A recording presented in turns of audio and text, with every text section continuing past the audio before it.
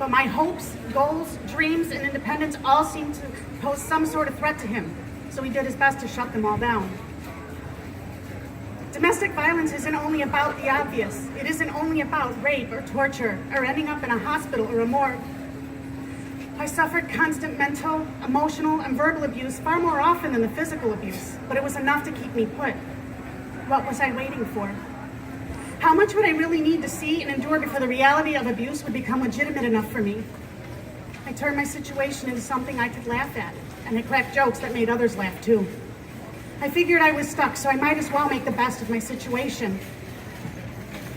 There really are no cookie-cutter versions of domestic violence, but they do all seem to have something in common, as they all seem to blend a heightened sense of emotion with a tainted sense of logic to create what others can see as illogical even when the victim cannot. And every victim has a story. None is greater than or less than anyone else's. It is simply theirs, unique, similar and different alike.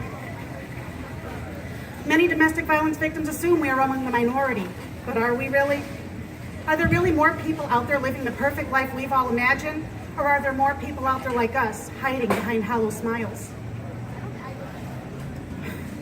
Sitting around wishing for things to change, always wondering what if or if only never got me anywhere because my abuser didn't care to change.